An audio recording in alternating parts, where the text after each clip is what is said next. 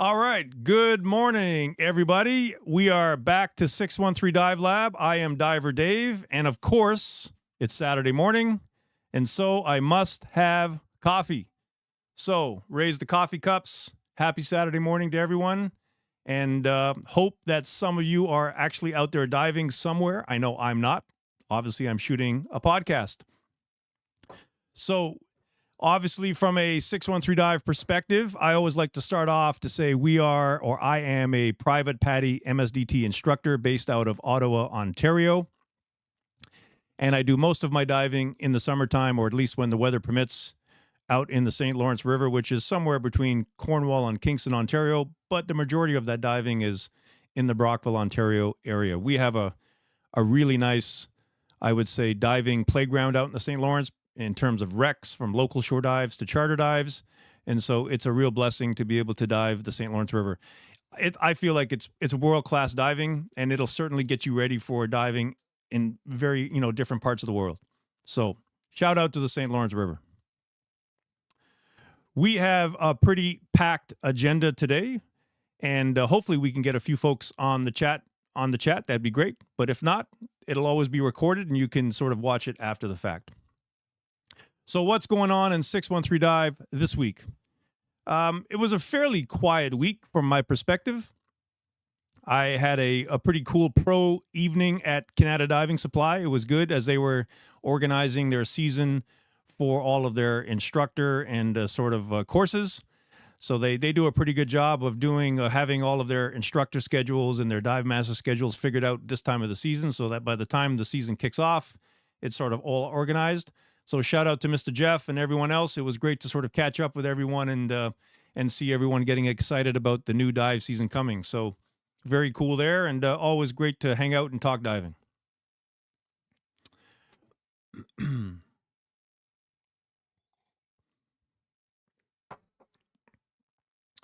From a winter perspective, like I said, most of the diving spots are iced over. I've seen a couple videos where folks are actually doing some under the ice dives, and shout out to you guys. It's not my preference to do it, although I am full cave certified. It's so much prep work to do the ice diving that I kind of shy away from it. And I am considering, and I think I mentioned this before, potentially at the end of the month, throwing the dive gear into the truck and heading on down to Florida and hanging out with a couple cave buddies and go do some cave diving. So looking forward to potentially doing that if I can make it happen.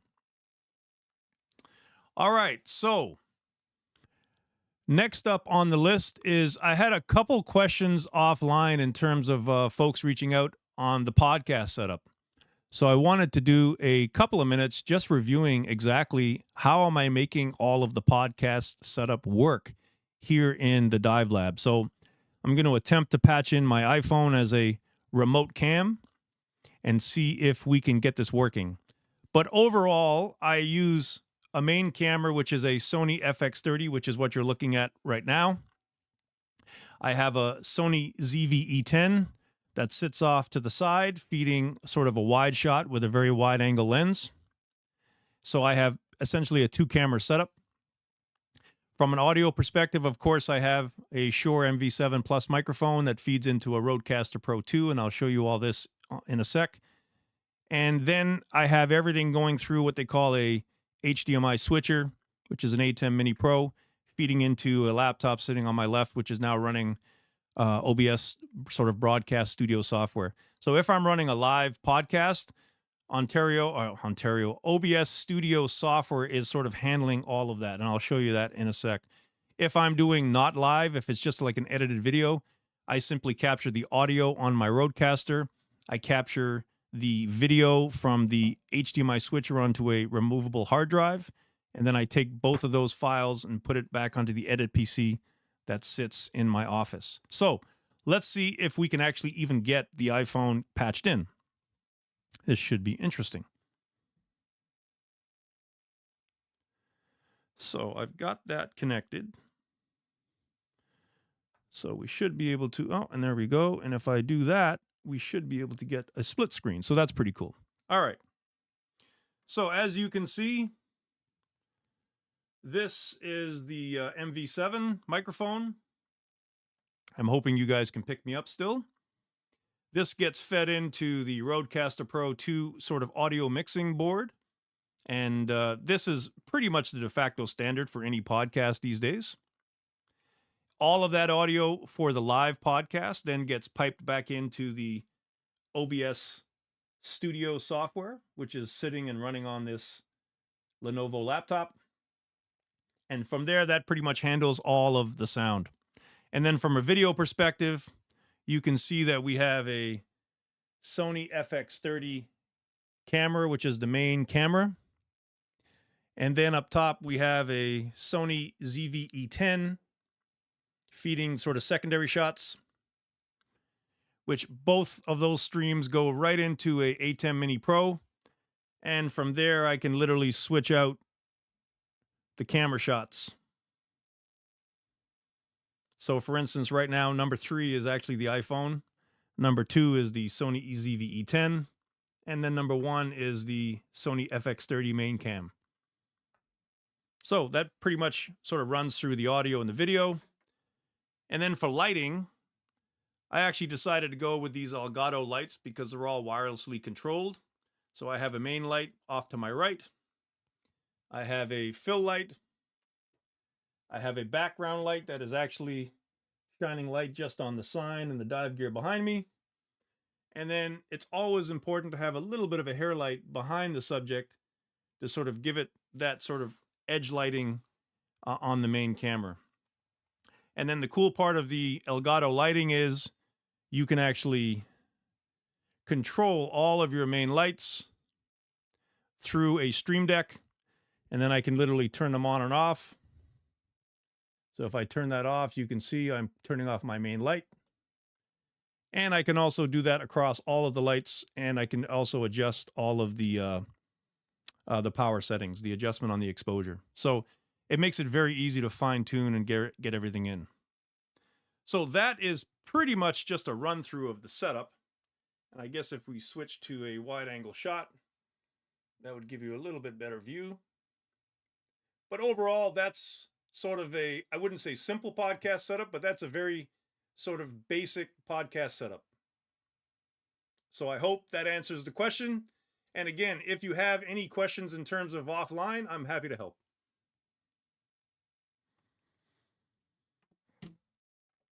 All right, so back to the main cam. I did post a couple of pictures from the SPG and tank valve video that I did the other day, and that was literally just shot in the very tight corner of the dive lab here. So if you take a look at that photo, you can see there's not a ton of space, but the camera magic and the wide angle lenses make it all pretty simple to do. So I hope that helps. Let's take a quick moment to take a look at what we got next. And what I had up next is dive gear discussion is dry suits. I mean, for me, that's a bit of a controversy one based on my fourth element experience, but I'll try to be nice. All right, so for some of those that know, I struggled with chasing fourth element leaks for about half of last season, but we're going to move on from that negativity. And we're going to talk about the Seaskin Drysuit replacement that I bought. So the Seaskin, for those that don't know, is a UK-based manufacturer, and they do factory direct. They are custom fit, so you have to take all the measurements. But at the same time, you get what I feel like is a pretty quality dry suit for a fair bit less money. So I placed the order on the Seaskin July 1st of 2024. And so actually, let's get into the ordering thing in a sec. And I had the dry suit sitting here in the dive lab. I think it was by the end of August. I think it was August 30th or something like that. So pretty much 2 months to get a custom fit dry suit is not bad. Let's talk about the measurement process for a sec. I would say that is the most stressful part of ordering the Seaskin. Is that you have to actually do all the custom measurements yourself.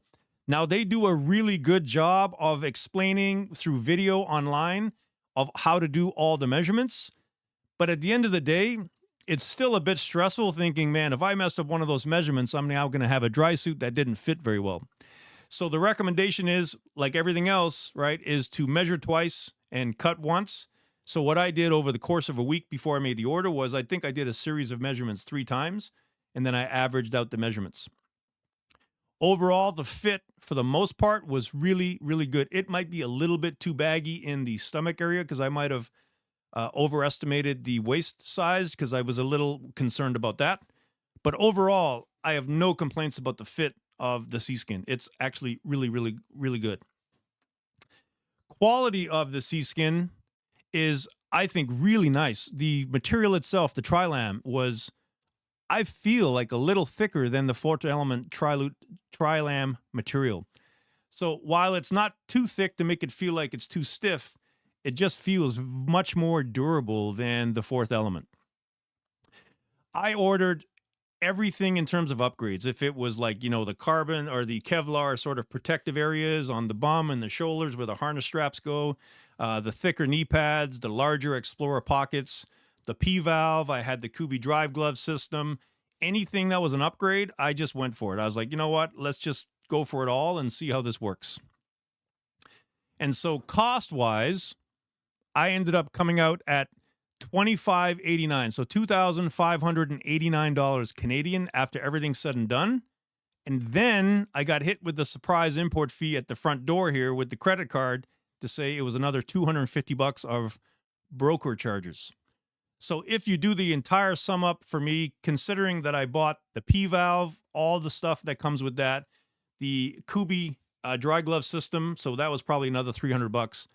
All of that said and done, $28.39. So $2,839 total Canadian got me a brand new dry suit. And I have to say, that's pretty good. So I've got, I think, around 120 dives on it now. Touch wood, no leaks yet. I went with the metal zipper. The Fourth Element had a plastic zipper. I would say the metal zipper feels more durable, but certainly a little bit more of a challenge to close, especially when you're on your own. But very doable. The other thing I would mention is that the zipper itself tends to start a little bit further down on the back of the shoulder. So again, a little bit more difficult to get that zipper going if you're doing it yourself. Again, you can have a buddy help you out.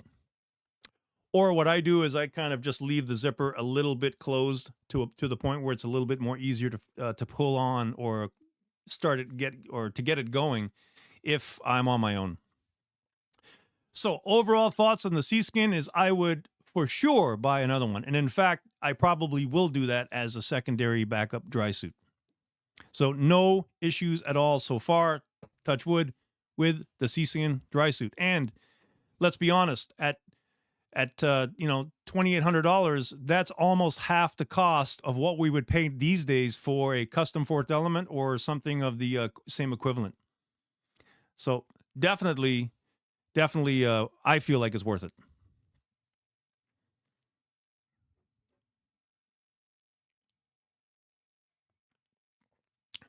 All right, next up is a quick toolbox tip. And again, I'm going to try to get the cell phone going. And I wanted to talk a little bit about flush cutters. Doesn't sound like the most interesting subject, of course, but flush cutters, and they're cheap. I think I bought a pack of 5 of these for about $19. But why would we need flush cutters? And I'll explain that to you coming up next. So let's get the camera set up, and we'll go from there. We'll switch over our microphones.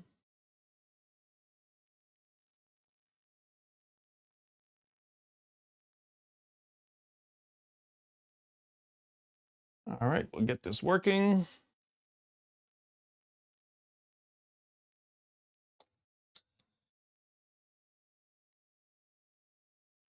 Let's see if we can get this going.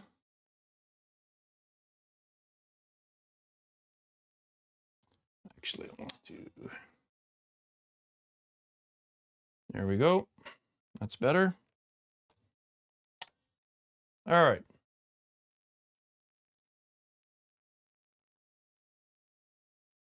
So these are a pair of flush cutters. If you don't know what flush cutters are, it means that they allow you to flush cut cable ties. You can see just by the edge there. And the example I wanted to give here is if you're using cable ties in your dive setup, which you might be. For instance, I use cable ties on the bungee setup on the pony tank. You know, that you can see if you just use a normal, I just want to see if I can get this right. If you use just a normal set of cutters, you're going to end up with this very sharp edge right there on that cable tie. And it is actually quite sharp. And this would really do some damage to a dry suit, to a wetsuit, even your gloves, maybe your bare hands, whatever it is. You just don't want to have that sort of sharp edge on the end of that cable tie. So I don't know where I picked this up from. I think I heard someone talking about it a few years back in terms of flush cutters. And I ended up buying a pair, and I was like, because what I used to do is I used to cut these as close as I could with normal cutters, and then I would use a file to actually file down to get it to a nice smooth finish. But with the flush cutters, if you have a pair of flush cutters handy in your dive toolbox, now you can just sort of flush cut that away. And now you can see that that edge is completely gone, right? And so that sharp edge is now out of the loop. So pair of flush cutters, put them in the dive toolbox. If you're using cable ties, use the flush cutters and make sure that becomes a really nice flush finish. Hope that helps. All right, let's get out of that. We'll switch back here. Get that out of the way. And we should be back good to go. So that's a quick tip just for toolbox. I'm actually going to do a video on a dive toolbox because I feel like the dive toolbox is such an important part of your dive setup. And as you grow as a diver, your dive toolbox is going to have to grow as well. And I can definitely tell you that my dive toolbox these days it needs to be cleaned out because I've probably got too much stuff in there. But at the end of the day, it is what it is. A dive toolbox is not just for you. It's also to help out your dive buddy. So up next, I wanted to do a follow-up on self-reliant diving. And I am in the middle of starting to work on a bigger self-reliant video. But that's going to take a bit of time to put together. And I wanted to do a little bit of a follow-up on the pony tank itself.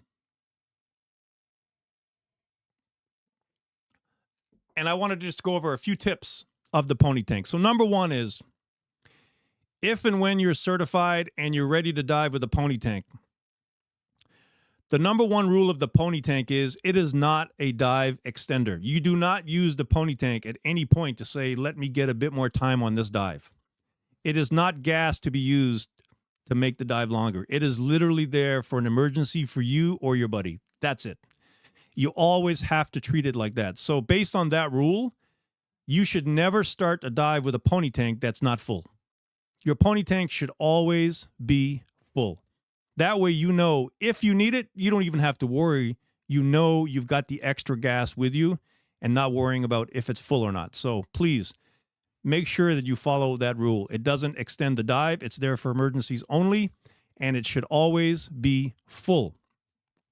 When you start a dive with a pony tank, you should always open the pony tank, open the valve, get the hose pressurized, but then you close the valve back. And so now you're going to be diving with a pony tank that has the O-ring is now fully seated under pressure inside the tank valve. And the first stage, your hose is actually pressurized on the low pressure and the SPG side. And now the valve is back off. So as you're diving, if you had some sort of free flow with it sitting under your left arm that you did not know about and sitting there draining your pony tank, well, the valve is off. And so now you've avoided sort of that scenario where imagine you needed your pony tank, but you didn't know that it actually had drained itself down over the course of the dive. So to recap that, start the pony tank, pressurize it, close the valve back. Now it's ready to sort of go on a dive with you. In a self-reliant course, you can actually, what I teach is if you're going on a shore dive that's a bit of a drift, I always say, hey, as you're descending down 10, 20 feet, open the pony valve, close the valve, make sure that there's no problems, make sure there's no free flows, that the O-ring is now nicely seated, make sure that valve is closed, and you have confidence that if you needed that pony tank, it is going to be there for you and ready to use.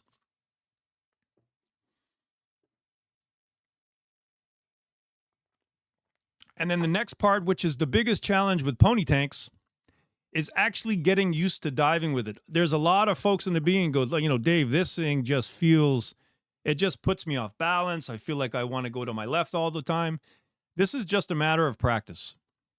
If you have your pony tank properly rigged, right, and it's not swinging 3 feet below you and nice and tight up against your left armpit, like I said before, 5 dives, you should get pretty comfortable with it being there. And in fact, at some point, it just kind of disappears.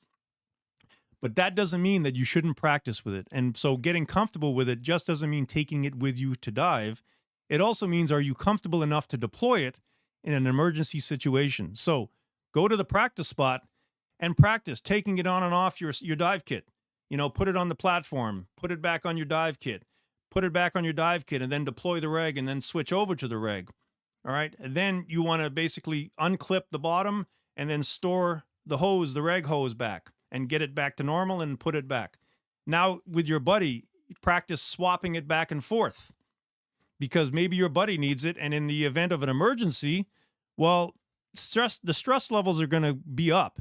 So you want to make sure that the pony's tank and swapping it over is almost muscle memory at that point. You don't want to be searching for, where's his D clip, where in D ring, where should I actually put that on? It should just be sort of second nature at that point. The other thing I would say, if you're diving with a new buddy and you're not really familiar with their dive kit, maybe before you start the dive, you'd say, hey, can I just take a look and see, if we had to, where would I put this pony tank on your dive kit? These are all the things that, in the event that you actually had some sort of out-of-air emergency, are going to really sort of help control the stress levels, because you're not frantically searching on where to do these things. All right, so just some things to think about with that. And I would say the more you practice with the pony, the more confident you will get. I just made a decision back in 2020 that I said, when I started to dive with the pony, I was like, that's it. I'm never not going to dive with the pony again, because I figured Murphy's Law is always waiting for the dive, that one dive that I'm not actually diving with the pony is the time where I'm going to need the pony. So I was like, I'm just going to dive with the pony all the time in my recreational setup.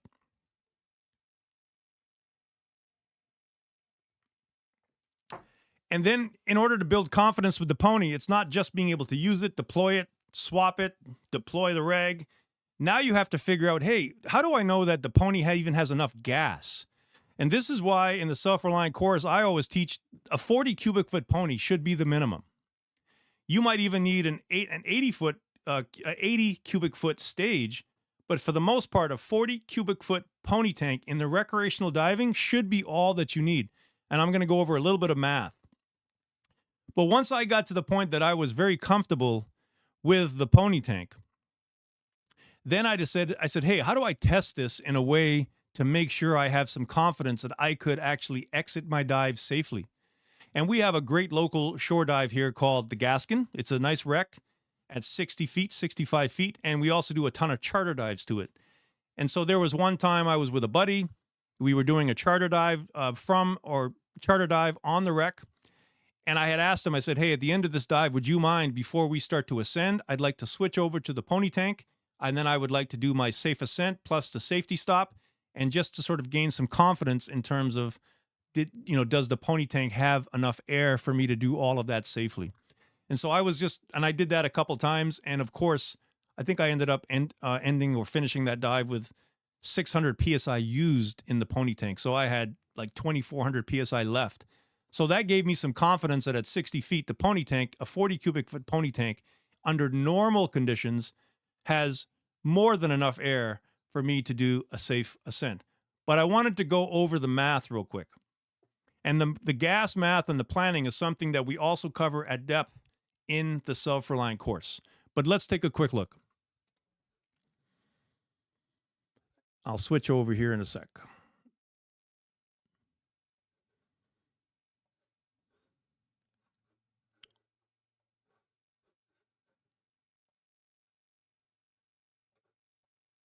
Here we go.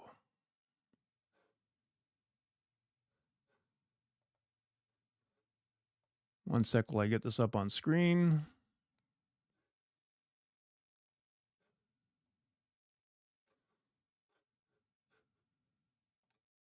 Okay. Let me get this on screen. So we're going to switch over to, that looks about right. So if we do the math at 60 feet, the question is, does my pony tank have enough gas to get me and allow me to do my ascent safely with my 3-minute stop, adhering to my ascent rate of 30 feet per minute with a little bit of contingency? So let's go through the example real quick. So 60 feet, I'm assuming a SAC rate, a surface air consumption rate of 0.7 cubic feet a minute. That's pretty average. But I want to highlight here, we are assuming that even under that stressful situation, we are normally breathing. That is probably not the best assumption, and we'll explain a bit about that in a sec. But if we say 0.7 cubic feet a minute is what I'm breathing, and I know my average depth from 60 feet to 0 is 30 feet, then I know I also have an average pressure of 1.9 ATA.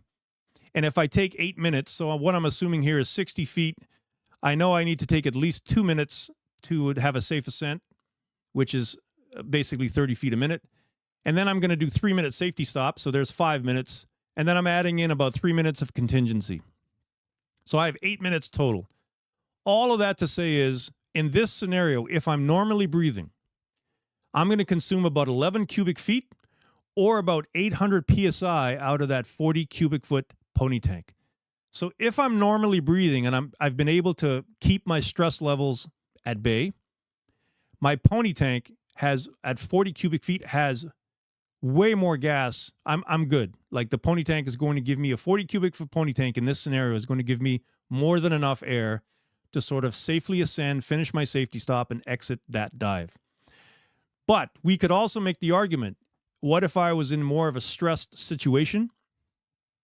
Then my breathing rate is going to go up. And even if we doubled that to 1.5 cubic feet a minute, then our PSI consumed would be about 1,600 PSI out of that 40 cubic foot pony tank. So it would be about half used.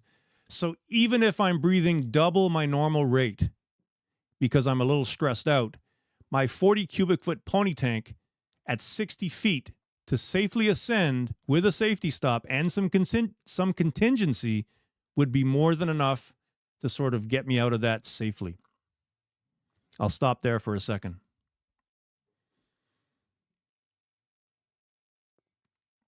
Now, if we take that exact same scenario,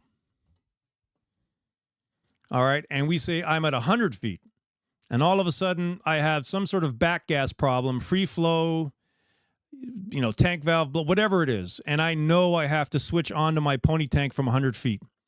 Well, now we are in a little bit more of a critical scenario, and we have to say, hey, does my pony tank still have enough air as a 40 cubic foot tank to allow me to exit that dive safely? So let's take a quick look. Again, we're assuming 0.7 cubic feet a minute. That's normal breathing rate. Now we have an average depth of 50 feet instead of 30, and our pressure has gone up to 2.5. I've added in a bit more time because we have to ascend now safely at 30 feet a minute from 100 feet. So we have 4 minutes of ascent. We have a 3-minute safety stop and also a 3-minute contingency. So that gives me 10 minutes total. If I look at this scenario, 10 minutes to get me out of this dive safely, I'm going to consume about 17.5 cubic feet of air. If I convert that to a 40 cubic foot pony tank, because that's what I'm breathing on, I will have used about 1,300 PSI out of that 3,000 PSI 40 cubic foot pony tank. So I've basically consumed about half the pony tank at this point. And that assumes that at 100 feet and during this whole out of air scenario, I've been able to keep my stress levels down and keep my normal breathing rate. I'm going to suggest that we probably aren't going to keep our normal breathing rate. And if we go back and say, even if that doubled at 1.5 cubic foot a minute, then obviously that is going to go to about 3,000, 2,800, let's say 2,700 PSI. All that to say is now we're getting a little bit close in terms of the pony tank and the 40 cubic foot size being enough to get us out of that. However, think about, we have built in a 3-minute contingency. All right, so that's pretty big. So could we exit a 100-foot dive safely keeping under our scent rate with our 3-minute safety stop, if we manage to keep our breath reasonably under control, I would say the 40 cubic foot tank is enough. However, for me personally, if I'm doing 100-foot plus dives, then I always turn my 40 cubic foot tank into an 80 cubic foot tank. And now I know for sure I have enough air for my buddy and I. So this is just a little bit of some gas math, and we go, like I said, into much more detail on the Self-Reliant course on how to sort of predict or calculate how much gas do we actually need to do this kind of diving. So I hope that helps. If you have any questions at all on the Self-Reliant diving piece, I am happy to help because I love talking about self-reliant diving.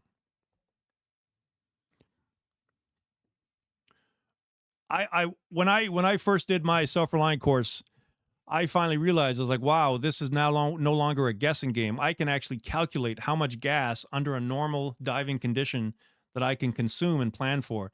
And you'd be quite surprised. It actually works out to be quite close. Like I said, as long as everything continues to go as planned.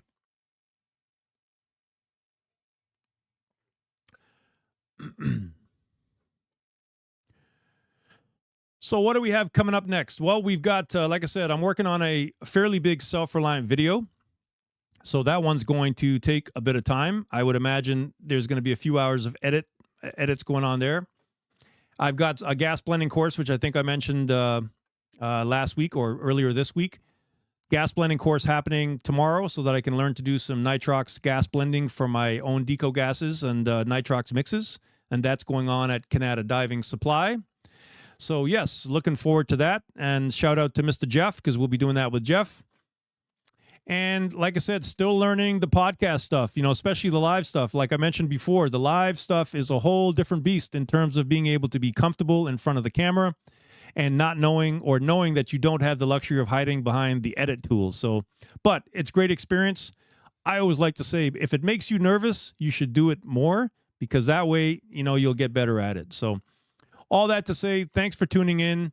Unfortunately, no chats today. I'm looking forward to the time where I see the chat and I see, 10, 20 chats going on. That would be great. But other than that, please, if you like what you're seeing, if you like the videos, take the time to comment, take the time to like, take the time to subscribe, The YouTube algorithm looks for all of that stuff in order to allow the channel to grow. So that would be much appreciated. Other than that, practice hard, dive safe.